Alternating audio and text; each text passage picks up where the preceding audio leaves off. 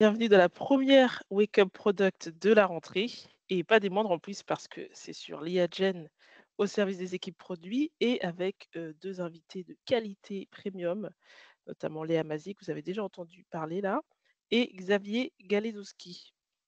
Avant de commencer, je vais vous rappeler rapidement les bonnes pratiques pour que tout se passe bien et que le call reste bien stable.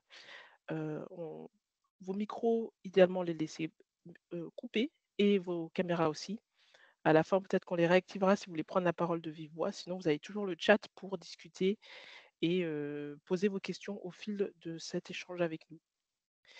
Du coup, alors allons dans le vif du sujet. Léa, comment concrètement peut-on améliorer, le quotidien des équipes produits grâce à l'IA générative?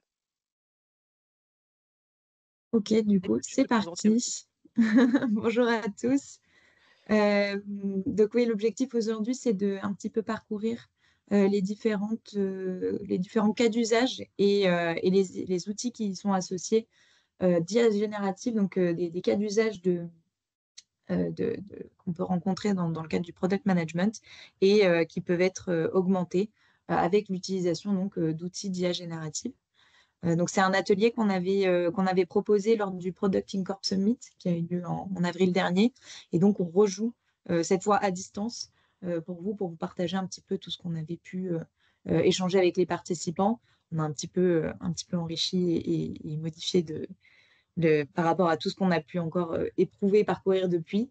Mais l'objectif aujourd'hui, voilà, c'est de partager un peu tout ça donc avec Xavier. Est-ce que tu peux te présenter, rapidement? Que Oui, bah, moi, fais-tu, du coup, je travaille chez OnePoint en tant que consultante. Je suis, dans la communauté, Link Up, donc sur la gestion de projet, du product, management, en tant que product owner et du coup, Xavier, je te laisse te présenter aussi. Yes, merci Léa. Du coup, Xavier Galizowski, bonjour à tous.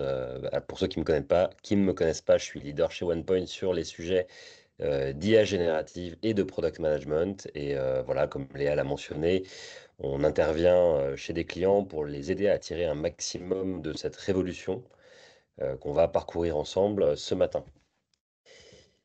Si on se donne un tout petit peu de perspective sur le sujet, avant qu'on rentre dans le vif du sujet, concrètement, comment est-ce que l'IA peut vous aider dans votre quotidien du product. On a une première question qui s'adresse à vous, qui est d'abord de se demander, est-ce que vous utilisez déjà l'IA au sein de vos équipes produits? Et je crois qu'idéalement, si vous pouvez répondre dans la conversation, ça nous permettra d'avoir une petite idée de Ouais. votre niveau d'avancement sur ces sujets-là. Dites-nous si vous l'utilisez un peu, pas du tout, si vous avez déjà exploré quelques cas d'usage. Si c'est le cas, n'hésitez pas à préciser un petit peu, enfin, même si on va revenir un peu en détail derrière, mais à nous donner un petit peu de contexte sur vos usages. Si vous avez déjà reçu des formations, des sensibilisations, si pour vous c'est complètement inconnu encore. Et, heu, et du coup, bah, l'objectif aujourd'hui, pour ceux qui n'ont pas encore sauté le pas, c'est aussi peut-être de vous donner, des idées pour ceux qui l'utilisent déjà, bah, de pouvoir explorer d'autres, cas d'usage, auxquels vous n'auriez pas encore, pensé et que vous n'auriez pas encore, éprouvé. Ça a l'air d'être assez partagé quand on voit le chat, hein. Oui, pas du Oui, tout, pas c'est encore, tout l'un ou tout bientôt. l'autre. Mmh. Pas pour nous aider à travailler, mais beaucoup dans notre produit, effectivement. OK. Mmh. Super. Alors, déjà, si on se donne un peu de perspective temporelle et qu'on se projette à 10 ans, moi, je pense que dans 10 ans, on se parlera plus d'IA. Ça peut vous paraître un peu étrange, mais enfin, je sais pas vous, moi, ça m'arrive assez rarement qu'on me demande si dans mon quotidien, j'utilisais Internet pour travailler. Parce que c'est tellement rentré dans nos quotidiens finalement que bah, c'est devenu une non-question. Et je pense que dans 10 ans, ce sera la même chose avec l'IA. Elle sera tellement partout et aura tellement tout bouleversé que, à mon avis, on nous posera plus ce genre de questions qu'on vient de vous poser ce matin. Et ça s'applique évidemment aux équipes produits. Et j'ai une conviction à vous partager aussi qui est qu'à mon avis, demain, vous serez tous des product managers finalement augmentés à l'IA. Et pour ça, à mon avis, de deux manières. D'abord parce que je pense qu'il y aura de l'IA dans quasiment tous les produits. Heu, un peu de la même manière qu'on a réinventé les applications et les produits numériques en faisant des applications qui sont maintenant pour la plupart mobile first ou mobile friendly. Je pense qu'on réinventera la plupart des applications et des produits numériques qui existent aujourd'hui pour en faire des produits qui seront IA-centric. Donc à mon avis, vous en aurez dans la plupart de vos produits. Et puis la deuxième manière dont vous serez des product managers augmentés par l'IA, c'est parce que, à mon avis, vous utiliserez l'IA dans votre quotidien de product manager avec des outils qui, pour la plupart, intègrent ou intégreront nativement l'IA. Et c'est le zoom qu'on vous propose un peu de faire avec Léa aujourd'hui, d'aller voir quel est un peu l'état de l'art aujourd'hui de ces produits-là sur le cycle de vie du product. Tout à fait. Parfaite transition. Du coup, je vais commencer dans un premier temps par un petit peu reparcourir aujourd'hui le cycle du product management, donc notre workflow de product management que vous connaissez peut-être pour ceux qui sont de chez OnePoint, mais c'est juste voilà, pour faire un petit rappel pour qu'on sache de quoi on parle, quel modèle on part, puisqu'on va pas mal s'appuyer sur ce modèle un petit peu pour décrire les cas d'usage par étape et les outils aussi qui peuvent servir par étape. Donc, très rapidement, je vais vous le réintroduire. Donc, nous, chez OnePoint, notre modèle se décompose en 5 étapes, donc 5 diamants, pour décrire donc, comment on pratique le product management et comment on accompagne nos clients aussi dans ces pratiques-là. Donc, la première étape, la stratégie donc, qui vise à découvrir un petit peu où sont les enjeux, où sont les gains potentiels, où sont les problèmes. C'est vraiment voir qui je vise, comment, quelles sont les différentes quels sont les sujets que je veux adresser dans le cadre au sujet de mon produit. Toute la phase donc, de discovery qui chez nous se décompose en deux diamants. Donc, une phase de discovery donc, du problème, donc de vraiment bien aller à l'origine, à la cause racine des problèmes, grâce à la data et aux utilisateurs, de vraiment détourer complètement les problématiques que rencontrent les différentes parties prenantes. Et dans un second temps, partir sur une discovery donc, de la solution, tester, éprouver les solutions, les prototyper et vraiment arbitrer derrière par rapport à ce qui est le plus ce qui répond le mieux aux problèmes qui ont été priorisés à l'étape d'avant, et aussi derrière arbitrer par rapport à d'autres sujets comme les coûts, la technique, etc. Et pour ensuite passer donc, sur l'étape de build, donc, qui va être toute la partie de développement itérative du produit, de la solution, avec donc la priorisation de tout ce qui va être livré, à quel moment, etc. Et enfin, une phase de growth, donc sur tout ce qui va être mesuré et adapté. Donc, une fois que j'ai délivré, j'ai encore une partie donc, pour voir si ce que j'ai livré a été impactant, en tout cas par rapport à ce que j'avais prédit en amont, comment je pourrais encore améliorer, comment je peux trouver encore d'autres sujets, ça ne va rien. C'est un peu le cycle de ce workflow, ça va revenir alimenter tout ce qui va être au niveau de ma stratégie. Donc voilà pour très rapidement, je ne sais pas Xavier si tu veux ajouter un mot, mais voilà notre modèle 5 diamants du product management chez OnePoint, et on va se baser sur ce cycle-là pour un petit peu détailler les cas d'usage qu'on voit dans le product management qui peuvent se prêter à l'utilisation de l'IA générative aujourd'hui. Rien à ajouter là-dessus, Léa. Je pense que tu l'as très bien présenté. Donc, je te Parfait. remercie. Super. Du coup, oui. J'allais poser une question, mais tu allais peut-être déjà y venir. Est-ce que par rapport à à ces 5 diamants et ces différentes étapes, vous avez des outils à nous recommander, personnes connectées, pour justement être plus efficace grâce à l'IA? Oui, alors les outils, on les a, on y viendra juste après. On va d'abord un petit peu détailler les cas d'usage. Donc, on va commencer un petit peu, donc, comme je disais, étape par étape, très rapidement donner quelques exemples de cas d'usage qu'on a pu éprouver, qu'on pratique au quotidien dans notre pratique du product management. Et ensuite, pareil, toujours en gardant ces 5 étapes, on verra un petit peu les outils qu'on préconise, qui peuvent être plus ou moins opportuns d'utiliser en fonction des cas d'usage. Du coup, Xavier, je te laisse la main pour présenter un Ça peu le marche. cas d'usage. Ouais. Alors, sur la partie stratégie, là, on a deux cas d'usage qu'on vous affiche. Le premier qui est l'extraction d'insights clés sur la base de diverses sources de données. un des éléments sur lequel l'IA va pouvoir nous aider, c'est effectivement tout cet appui on va dire, au benchmark et à l'analyse de données, on va dire, à plus grande échelle.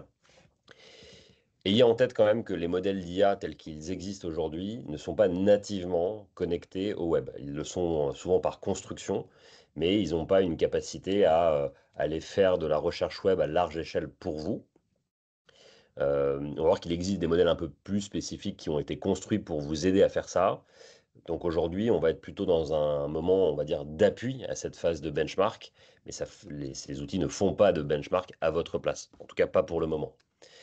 On a, au-delà de la capacité à faire un appui au benchmark, on va avoir une capacité à vous aider, notamment à simuler des business models, ce qui est par exemple le cas des business models Canva, que vous faites peut-être dans vos équipes au moment où vous réfléchissez à une stratégie produit. Aujourd'hui, on peut assez facilement demander à des IA de produire pour vous un business model Canva sur la base de données que vous allez donner à l'IA.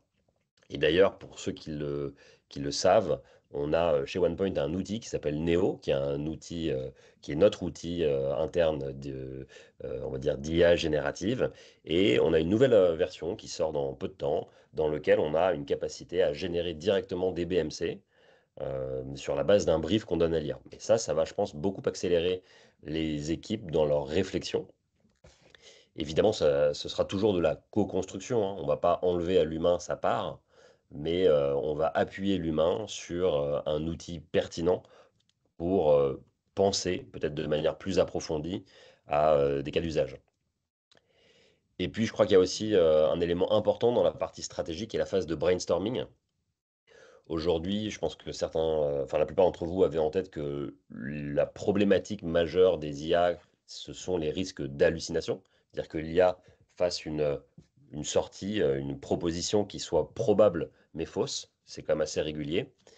Or, dans les phases de brainstorming, la véracité importe peu parce que l'idée, c'est d'être plutôt dans la projection intellectuelle.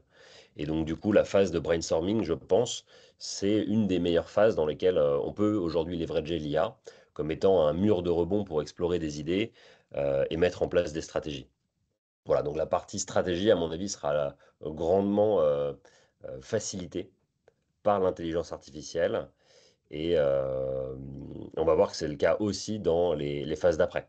Donc, si on Ouais. prend la phase, je sais pas, Léa, si tu veux continuer sur Oui, la phase de je voulais discovery. juste faire un tout petit aparté pour dire aux participants de ne pas hésiter à partager si eux, ils ont d'autres cas d'usage dans ces étapes-là ou même sur les suivantes. Enfin, voilà, si vous avez déjà des cas d'usage auxquels on n'aurait pas pensé et que vous les partagez dans le chat, n'hésitez pas à rajouter des idées ou même juste partager vos expériences directement dans le chat sur des cas d'usage que vous avez pu explorer avec de l'IA Gen.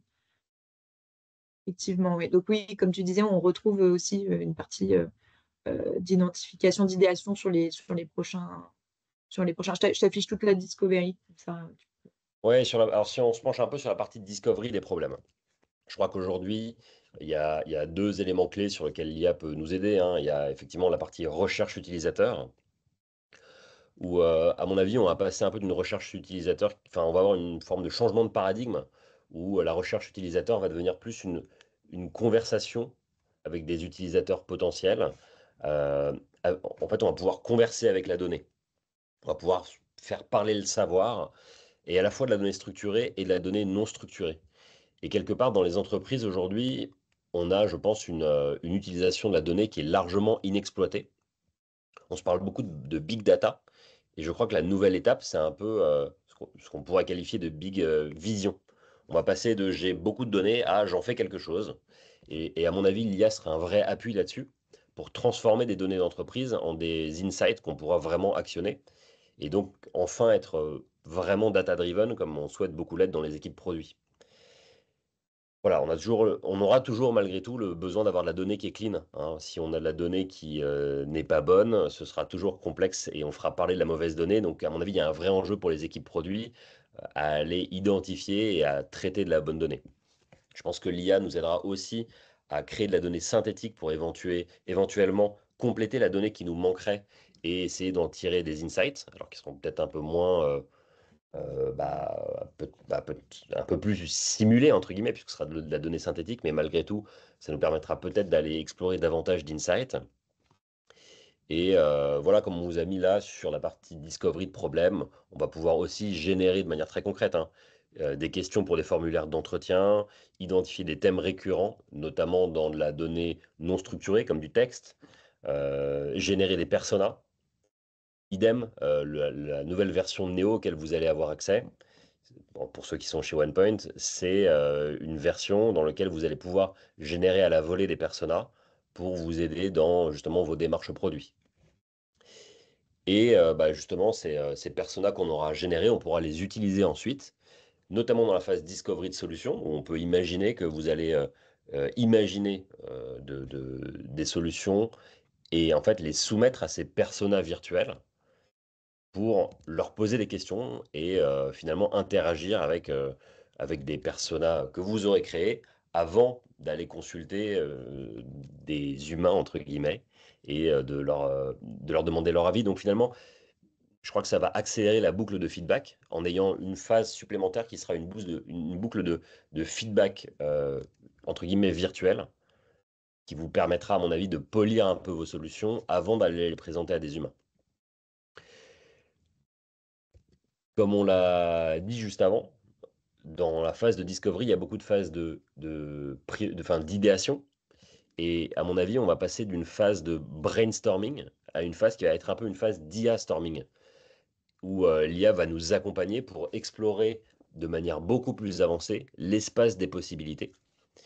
Je pense on sera vraiment appuyé de ce point de vue-là pour aller plus loin dans nos réflexions. Donc on aura, comme on l'a écrit ici, hein, mais un appui au benchmark accéléré sur les tendances de marché, la phase d'idéation largement accélérée par les produits d'IA, la capacité à tester de manière simulée des hypothèses et des solutions, un appui à la proposition de KPI, et puis voilà, simulation de persona pour challenger un produit ou une proposition commerciale. Ça, c'est quelque chose qui vraiment qui marche bien, qui vous permettra, à mon avis, d'avoir une première passe avant d'aller plus loin et de la soumettre à des humains. Je compléterai vraiment aussi un petit mot sur le prototypage, l'accélération en fait d'une première version de prototype de maquette qu'on voit de plus en plus là, sur la majorité des outils qui permettaient de proposer des maquettes qui enrichissent leurs produits avec de l'IA, qui permettent très rapidement d'arriver à un résultat assez bluffant pour avoir des premières propositions visuelles pour aider dans cette phase d'idéation et de proposition dans l'exploration. Ouais, alors tu as tout à fait raison, Léa, et on vous montrera quelques outils de ce point de vue, enfin, qui sont pertinents de ce point de vue-là, hein. Mais Mm. aujourd'hui, avec un prompt, on peut déjà créer, générer une application avec une dizaine d'écrans et qui permet très très très rapidement d'aller tester son idée auprès d'utilisateurs potentiels. Donc effectivement, dans la partie Discovery Solution, on va pouvoir en fait avoir un plus grand nombre de propositions et plus rapidement les tester auprès du marché. Je Si passe tu à veux, on l'étape peut aller sur la phase du de build, build. ouais. Ouais. Oui, d'ailleurs, je me permets de vous reposer la question sur, bon, sur les 2 dernières phases, mais je vois aussi le temps qui tourne un peu et je sais qu'il y a plein de choses sur lesquelles vous voulez, nous partager des infos. Donc, hésitez pas dans le chat à poser des questions assez précises sur ces étapes-là pour qu'ils puissent cibler leurs réponses et comme ça vous aurez, des réponses, vraiment sur les sujets qui vous intéressent et puis nous, on continue, dans notre lancée. Yes, merci Aïcha pour la précision. Et donc sur la phase de build, on a effectivement un impact qui est déjà marqué, hein, des modèles d'IA, toute la partie création ou complétion de user story. On peut facilement demander à une IA des critères d'acceptance, definition of done, definition of ready, tous les cas limites, hein, les edge cases, qui sont souvent complexes à aller chercher parce que bah, il faut se poser la question de quelle pourrait être l'envergure de ces cas-là. Bah, l'IA le fait très bien et ça accélère vraiment nos équipes aujourd'hui. Évidemment, l'appui à la documentation produit, qui je pense est un pain pour tout le monde. Et donc le fait de se dire qu'aujourd'hui l'IA peut vous appuyer pour créer pour vous cette documentation, voire même de la rétro-documentation, hein, c'est quelque chose qui fonctionne bien et qui, je pense, aide beaucoup, et notamment à la transparence. On a l'application de format spécifique de documents. Ça implique, enfin ça inclut également toute la partie traduction. l'IA aujourd'hui fonctionne, enfin est très très pertinente pour les traduire des textes. Et donc si vous travaillez dans un environnement multilingue, eh ben, voilà, cette partie traduction est très très largement aujourd'hui gérée par IA. On a le prototypage rapide, on s'en est parlé, l'appui au code et au développement. Alors, je ne sais pas si vous avez suivi, mais aujourd'hui, des outils comme GitHub Copilot X permettent d'accélérer énormément les équipes produits, enfin les équipes de dev.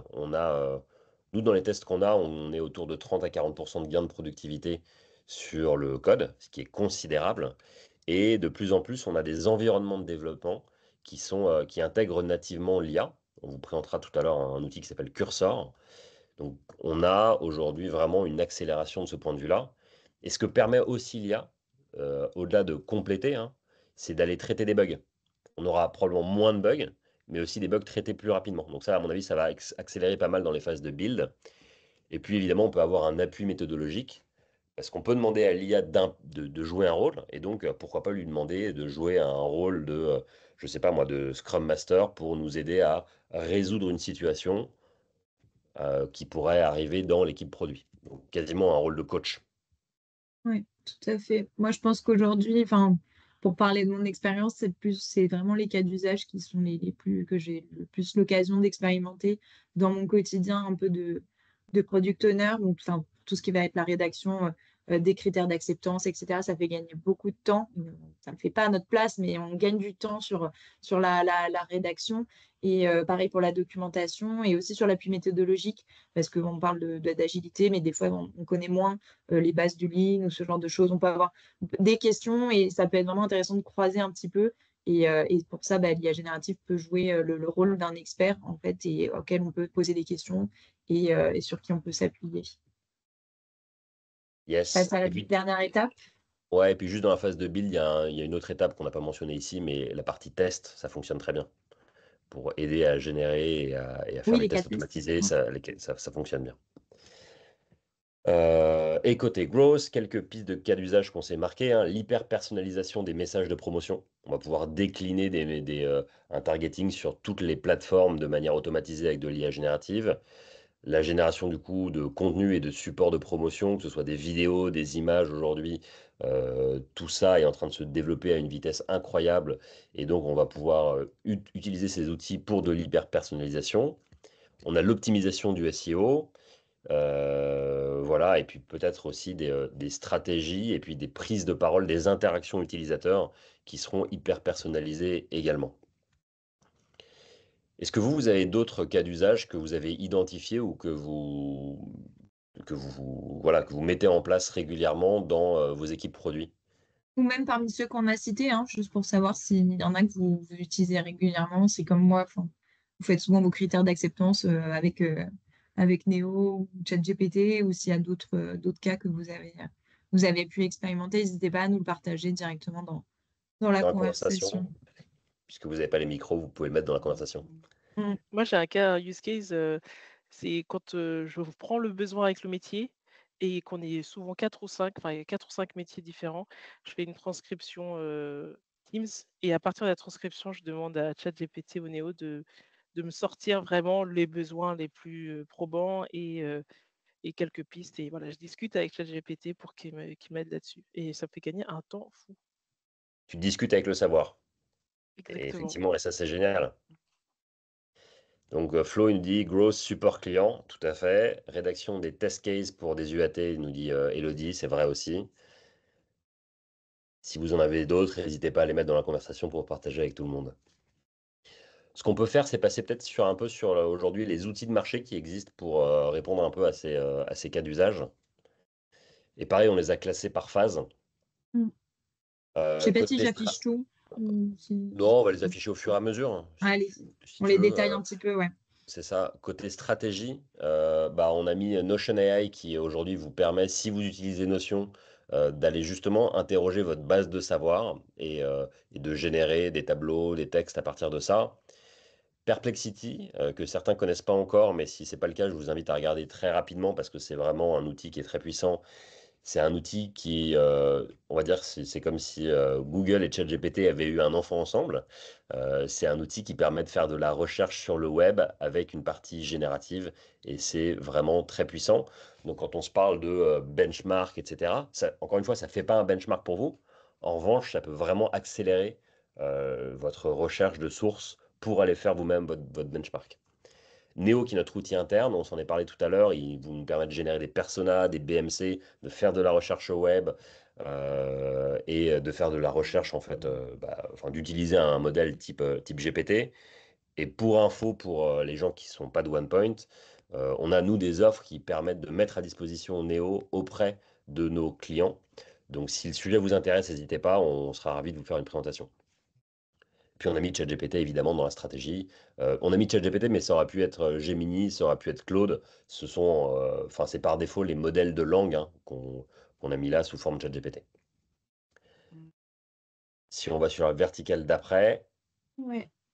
Donc ça, c'est plus donc des outils. D'ailleurs, ça me fait penser. J'ai mis une illustration, mais elle est après. Donc je vais peut-être vous spoil et puis passer direct à la slide suivante. Hop. Comme ça, j'ai une petite illustration un peu de ces outils. Donc pour Fortlight, donc c'est un outil qui permet, grâce en fait à de la data client. Donc là, c'est beaucoup, mettent beaucoup en avant tout le format vidéo, mais aussi sous forme de compte rendu, comme le disait tout à l'heure Aïcha, sur par exemple de la transcription euh, de, de, de Teams, etc. Mais donc sur un format vidéo, de pouvoir en fait faire de l'analyse et récupérer assez rapidement les insights. Donc ce qu'on disait avant, on a de la data et en fait, il leur donne, dans une perspective de product management, vraiment penser comme ça, de pouvoir récupérer les pain points, tout ce que les utilisateurs ont mis en avant et le mettre en forme. C'est un petit peu le même fonctionnement pour Dovetail, où il y a un petit peu plus de granularité dans ce qu'ils proposent. Ils ont vraiment plein de use cases enrichis à l'IA donc dans leur outil qui se veut à la base un peu native du product management. Donc de pouvoir résumer, transcrire, recréer des vidéos à partir de transcripts, pouvoir du coup rassembler des idées, enfin, mettre en avant tous les highlights qui ont été trouvés dans une discussion à partir d'une data. Donc voilà, il y a plein d'outils qui sont un petit peu. Il y a Product Board que j'ai pas rajouté là, mais qui est un petit peu dans le même concept. C'est quelque chose qui à la base est pensé pour le product management, donc avec tous les outils et qui veulent un petit peu rassembler tous les outils qu'à la base ils peuvent utiliser les product managers, donc qu'on a vu dans les différentes étapes, et essayer un petit peu de centraliser et de l'enrichir avec de l'IA pour les guider dans leurs décisions en utilisant toute la donnée qu'il va y avoir en input et aussi toute la donnée qu'on va pouvoir avoir en output. Bon, ça, on verra tout à l'heure, mais comment on communique, comment on diffuse, comment on personnalise les messages, etc. Un petit mot sur Block Survey, donc, qui est très focus, par exemple, sur la production d'enquêtes, d'entretien utilisateur. Donc, je le mets en une phrase, un prompt plus on met de contexte, plus c'est précis, mais juste avec une phrase, tout de suite, une liste de questions pertinentes avec derrière, en plus des services de pouvoir s'en servir comme outil de collecte et puis derrière de l'IA un peu plus classique pour analyser les résultats de ces enquêtes. Et j'ai pris un peu de l'avance et j'ai déjà mis aussi des images donc, de ce que ça donne l'outil Wizard, donc qui est un outil qui sert donc, notamment pour le prototypage. Donc, on parlait tout à l'heure quelques, en quelques minutes d'avoir un prototype d'une application, par exemple. Donc là, en une phrase, on donne un peu de contexte, quelques idées, quelques guidelines graphiques et il sort un prototype d'une application mobile ou d'un site web. Enfin, voilà, c'est des choses qui sont personnalisables et qui permettent d'aller très vite pour faire des propositions au métier et ensuite derrière d'inspirer les équipes design, les développeurs, etc. ouais, Voilà là-dessus, pour... Léa, je rajouterais quelque chose, je pense, Oui. qui est vrai pour beaucoup de produits IA. C'est il faut un tout petit peu se méfier de l'effet de démo. Mm. C'est-à-dire que quand on utilise Wizard la première fois, on se dit, mais c'est incroyable, ce truc m'a généré une maquette en l'espace de quelques secondes, j'ai gagné un temps de fou. La réalité, c'est que ça marche très très bien quand on a une vague idée de ce qu'on veut faire. Par contre, dès qu'on a une idée précise de ce qu'on veut faire, c'est comme pour la génération d'images. Si vous avez une vague idée, c'est génial. Par contre, si vous savez exactement ce que vous voulez, c'est là où ça devient très complexe de bien guider le modèle d'IA pour avoir exactement la sortie que vous souhaitez. Alors évidemment, ces outils vont évoluer en ce sens-là, hein, et ça va devenir de plus en plus facile de les utiliser. Mais pour le moment, attention quand même avec l'effet démo, c'est top pour un prototypage rapide. Et Léa, tu l'as bien dit, ça permet d'accélérer avant d'aller voir nos équipes ou avec nos équipes de designers, hein, mais ça fait pas à leur place. Oui, puis derrière, enfin ça fait pas, ça prend pas toujours en compte toutes les contraintes techniques, d'architecture et cetera. Donc c'est vraiment pour la phase d'idéation, ça permet d'aller plus vite, d'imaginer, des fois dans cette phase de discovery, hein, c'est pour ça qu'on les met là aussi, d'explorer, des possibilités, sans remplacer, évidemment, les équipes qui derrière connaissent vraiment le contexte, technique, métier, UI des applicatifs existants. Mais ça donne une Yes. idée un petit peu de ce que ça peut donner.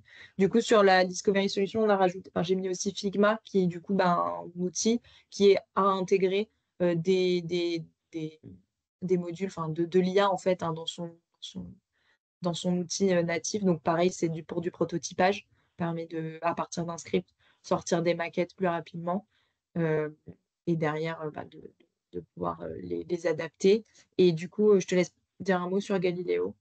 Ouais, peut-être juste avant d'aller sur Galileo, Oui. sur Figma, il y a effectivement de l'IA qui a été intégrée pour la partie prototypage. Mais il y a aussi de l'IA qui a été intégrée dans FigJam. Et donc aujourd'hui, vous pouvez aller créer des mind maps, vous pouvez aller faciliter. Par exemple, dès que vous avez un rituel produit, on peut aujourd'hui très facilement générer un support de rituel produit simplement via un prompt. Donc si vous ne l'avez pas fait, essayez FigJam AI. Ça fait partie de l'outil Figma et c'est assez puissant également. Et ça pourra vous aider dans les phases de brainstorming. Et puis, bah, tu montrais Wizard tout à l'heure. Galileo, c'est un équivalent. Ça permet aussi de générer des maquettes assez rapidement. Ce qui est intéressant aussi dans Wizard comme Galileo, c'est que donc ça vous génère des maquettes. Vous pouvez ensuite itérer en langage naturel en disant par exemple déplace ce bouton-là en bas de la page. Et donc automatiquement, il va updater la maquette en ce sens-là. Donc ça, c'est quand même assez intéressant pour ceux qui ont une capacité technique limitée et qui veulent prompter à la voix. Et puis ces modèles-là, une fois que la maquette est créée, elle est exportable dans un cas comme dans l'autre, hein, pour Galileo et Wizard. C'est exportable sous Figma. Donc ça peut vous permettre de générer une première base de travail sur lesquelles après vous allez itérer avec vos équipes produits. Enfin, surtout vos équipes de design. Donc intéressant pour accélérer cette phase-là. Sur la partie build, donc j'ai parlé un petit peu de product board, en fait, parce qu'il s'insère vraiment aussi dans la gestion de projets, mais il rejoint pas mal les outils qui permettent donc enfin, des bout en bout, en fait, le product owner avec une phase d'analyse des data, de réalisation des insights, mais il va un petit peu plus loin parce qu'il intègre aussi toute une partie de gestion des priorités au quotidien, ce qui doit être développé en premier, etc. Donc, il va un petit peu plus loin, cet outil-là, que ce qu'on voit dans la partie Discovery Problem. Je te laisse parler Atlassian, bah, en fait, là, ouais. c'est la suite que vous connaissez tous, hein, avec Jira et toute la suite qui va avec. Donc là, évidemment, nous, on a eu une démo de ce qui arrive. Je crois que ça n'a pas été encore C'est pas totalement release, release, ouais, hein. j'ai regardé. Ouais. Mais ça promet beaucoup dans l'aide à la rédaction du user story, dans l'aide à la priorisation, dans l'aide à la documentation, un peu tous les cas d'usage qu'on a vus jusque-là. Et donc, je pense il va devenir indispensable pour tout le monde de maîtriser ces outils de pilotage des équipes produits augmentés à l'IA, euh, parce que ça devient nos nouveaux outils à tous. Et on vous a mis deux autres éléments dedans. One Migration, qui est un outil. Alors attends, Florian nous dit les versions de démo Rovo by Atlassian sont accessibles. Donc bah, n'hésitez pas à aller voir du coup les versions de démo de Rovo, qui est effectivement l'IA d'Atlassian. One Migration, ça c'est un outil OnePoint qui accélère la migration, et notamment la migration de code. Donc ça c'est intéressant si vous avez notamment du stock, entre guillemets, à traiter, de la dette technique. Mm. C'est une architecture multi-agent que nos experts IA ont créé chez OnePoint pour accélérer nos clients voilà, dans toute leur migration. Et donc, si vous souhaitez une démo, n'hésitez pas à nous le dire et on vous en fera part. Et Cursor, je vous en ai parlé tout à l'heure, c'est un environnement de développement. Donc, c'est plutôt pour les équipes de dev. C'est un équivalent de Visual Studio pour ceux qui font du dev, simplement avec de l'IA qui est nativement intégrée. Et ça fait beaucoup de buzz en ce moment sur les réseaux parce que c'est visiblement un vrai game changer pour les équipes de dev. Donc n'hésitez pas à leur en parler si c'est pas le cas, parce que je crois que ça vaut le coup de se dire que on accélère sur le dev pour avoir finalement des cycles itératifs plus rapides et un peu plus de vélocité dans nos équipes produits. Au global, hein, quand on regarde ça, je crois que c'est un peu la direction qu'on prend. C'est-à-dire qu'on aura des cycles itératifs plus courts, probablement, avec une capacité à délivrer plus vite, avec plus de personnalisation également. Et sur la phase de growth, on vous en a mis plusieurs. On a mis Runway, qui est un outil qui permet de générer de courtes vidéos.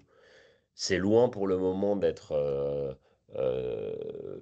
suffisant pour vraiment en faire, je crois, quelque chose d'un point de vue business, parce que les vidéos générées sont très courtes et qu'il y a encore beaucoup d'incohérences spatio-temporelles. Malgré tout, c'est intéressant d'aller jeter un œil à ça parce que c'est le futur de la création de vidéos.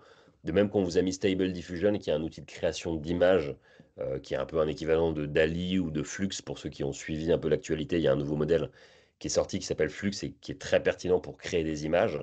Voilà, aujourd'hui, on n'a plus besoin de se limiter à ce qui existe dans les banques d'images existantes. On peut générer ses propres supports visuels.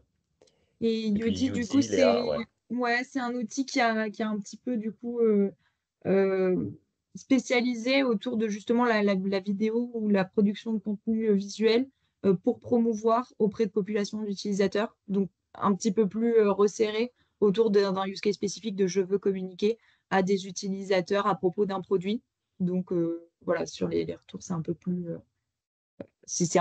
fermé comme cas d'usage mais c'est plus spécifique du coup au product management que des trucs plus génériques comme Runway ou Stable Diffusion. Alors, on l'a pas mis là-dedans, mais il y a de plus en plus d'outils qui intègrent ça un peu nativement. Un Canva, par exemple, aujourd'hui, intègre de l'IA. Et donc, voilà, on commence à avoir une intégration de l'IA finalement sur toute la chaîne product. Et on a mis en transverse, parce que ça sert dans toutes les étapes, hein, les LLM, quels qu'ils soient, donc GPT, mais ça peut être d'autres, hein, ça peut être Claude, ça peut être Neo si vous êtes chez OnePoint. Voilà. Et puis des outils comme Perplexity, dont on s'est parlé tout à l'heure, qui, Jean l'a mentionné, est aujourd'hui le troisième outil IA le plus utilisé au monde et qui permet de faire de la recherche web, on va dire, euh, mais un peu façon modèle de langue. Voilà, donc ce Il y a qui une serait intéressant, question c'est de voir justement. si vous avez des outils IA que vous utilisez qui ne sont pas dans cette liste-là. Et ce serait intéressant que vous nous le partagiez en conversation pour enrichir un peu pour tout le monde ce catalogue. Bah, pendant que les gens répondent à cette question, il y a une question de Marc qui demande si ça peut servir à du move to cloud. Je pense que c'était au moment où vous parliez de One Migration. Ouais, Est-ce que alors c'est ça? One Migration, ça peut te servir à faire de la migration de script. Donc, dans la mesure où tu auras probablement de la migration de script à gérer sur du Move to Cloud, oui, ce sera un appui à du Move to Cloud. Ok. Bah, en tout cas, on est dans les 5 dernières minutes de cette réunion, donc et c'est le moment pour bombarder vos questions, le temps qu'on Ouais. déroule encore les quelques notions qu'on voulait vous Jean, ouais, partager. tout à fait, Les Jean, tu deux as derniers. raison, hein. Copilote M365, on l'a pas cité, mais effectivement, c'était presque trop une évidence. Aujourd'hui, c'est l'intégration de l'IA dans toute la suite Microsoft. Teams, enfin les comptes rendus de réunions Teams avec Copilot, effectivement, ça fonctionne bien. Il y a une question de Clément Gérard, est-ce que, et je vais l'enrichir, est-ce que les outils que vous montrez là sont pour la plupart payantes ou gratuites, ou alors avec une version gratuite? Ou est-ce que c'est full Ouais, en Il y a fait, il n'y de a tout. pas, y a pas de version gratuite si tu en as une utilisation intensive. Pour une raison qui est Oui. simple, c'est qu'en fait aujourd'hui, la génération de texte comme d'images et encore plus de vidéos, ça coûte cher en termes de calcul. Et donc les entreprises que tu vois là, généralement ont des modèles freemium, où tu peux avoir une utilisation, tu as quelques, entre guillemets, tokens d'utilisation au début, puis quand tu les as consommés, tu dois passer à la version payante. Parfois c'est rechargeable. Je crois que Perplexity, vous pouvez faire 4 demandes par jour, et puis après, il faut attendre le lendemain, ou alors il faut passer à la version payante. Donc chacun de ces outils-là, finalement, ont un peu un modèle freemium qui leur est propre. Mais, et puis certains n'ont pas du tout de modèle freemium, c'est directement payant. Mais généralement, ils vous laissent aujourd'hui la possibilité de le tester parce qu'ils ont quand même un besoin qui est d'attirer un maximum d'utilisateurs pour valoriser l'utilisation de leurs outils. Achat, tu me dis Grammarly, effectivement. Mmh. Marc, est-ce que l'intégration de l'IA permet de changer les façons de collaborer entre PO, Dev, User, un peu façon très amigos, mais au quotidien? Bah, enfin, je sais pas si Léa ou Achal voulaient répondre là-dessus. Moi, je dirais qu'en tout cas, comme ça accélère les sites, enfin la manière dont vous fonctionnez, ça vous permet aussi de vous recentrer probablement davantage sur l'humain. Hein, si on passe moins de temps à faire des comptes rendus de réunion, bah, on peut peut-être passer plus de temps à discuter avec ses équipes. Mmh. Mmh. Après moi, j'ai un usage des IA, en «solo» entre guillemets, donc je m'en sers pour faire mes trucs, mais jamais en équipe. Donc c'est pas un outil qui va créer de l'émulsion entre, les membres de l'équipe, dans mon cas, hein. C'est vraiment, dans mes tâches, personnelles. Donc je Mais, sais pas mais si ça par répond à contre, ta question. pour rebondir sur ce que tu dis, Achat, moi je pense que l'IA, finalement, très rapidement, ce sera plus vu comme un outil, mais un peu comme un membre à part entière de l'équipe produit. Et qu'en fait, ça va devenir un peu on le disait tout à l'heure, hein, le mur de rebond, le partenaire stratégique, et que le duo ultime, ce sera la combinaison de l'intelligence humaine et de l'intelligence artificielle. Et si on se prive de l'un ou de l'autre, je pense qu'on ne sera plus capable d'être au niveau des équipes qui sauront leverager ce duo gagnant. Les 2 dernières minutes pour parler les 2 dernières, ça, c'était la présentation des formations, qui existent aujourd'hui, chez OnePoint, donc sur, l'IA, donc tout le parcours IA et enfin tout ce qui est toutes les formations sur l'IA Gen et derrière j'avais mis juste une slide sur, le parcours, le programme Product Management, donc je sais pas si Ouais, je vous le présente très très rapidement. Comme je vous ai partagé cette conviction qu'on a chez OnePoint de se dire que demain, une équipe produit sans IA, ça n'existe plus. Parce qu'il y a de l'IA dans le produit et parce qu'il y a de l'IA dans les process product. Nous, on a pris très à cœur le fait de former nos équipes à ces sujets-là et on a développé une vingtaine de modules, dont vous en voyez quelques-uns à l'écran. Il y a des modules de base, hein, l'IA et ses impacts métiers, l'initiation au prompt, qui sont chez nous, chez OnePoint, c'est obligatoire pour tous les consultants. Et si vous ne l'avez pas encore suivi, précipitez-vous parce que vous en avez, je pense, besoin pour accélérer sur cette acquisition de l'IA. On a une partie sur l'initiation d'images, une partie sur l'utilisation de copilote et une partie sur enfin, sur l'IA de confiance, donc comment mettre en place une IA de manière voilà, sécure, entre guillemets. Et après, on a des verticales, une verticale sur le marketing, une verticale sur le design, notamment sur l'image et la vidéo, sur la communication, sur le dev, sur la partie cybersécu, sur la partie architecture. Donc, on couvre un large panel aujourd'hui de besoins. Et on a créé un module spécifique IA et product, qui est une déclinaison de la partie prompt engineering, mais adaptée aux problématiques product. Donc, si le sujet vous intéresse, faites-nous signe. C'est des formations qu'on donne en interne, mais aussi en externe chez nos ah clients OK. et à l'échelle. J'étais pas sûre pour, IA Product, mais OK. Elle est aussi proposée à l'externe. Tout à fait, tout à fait. Donc, si c'est un sujet qui vous intéresse, rapprochez-vous de nous. On sera ravis de vous accompagner dessus. Oui, vous savez où nous trouver. D'ailleurs, si vous voulez suivre, la page LinkedIn Wake Up Product pour être au courant des prochains événements, notamment la prochaine Wake Up Product sera sur comment détecter les sujets clés parmi une avalanche de retours. Peut-être qu'une des réponses, c'est justement utiliser l'IA. Hem, ça J'imagine que oui. sera oui, je pense que utiliser Google et utiliser l'IA. Donc, connectez-vous à ce moment-là, suivez la page LinkedIn. Notre temps est imparti. Oui, En tout cas, on vous c'est bon. partagera, les éléments, dans un second temps et puis il y aura une VOD, sur les plateformes de streaming, heu, que vous connaissez tous très bien. Donc merci à tous, merci Xavier, merci, Léa et puis merci à tous ceux qui ont pu se connecter ce matin. Et très bonne journée. Merci, merci à tous. Merci à tous. Très À bonne journée. bientôt.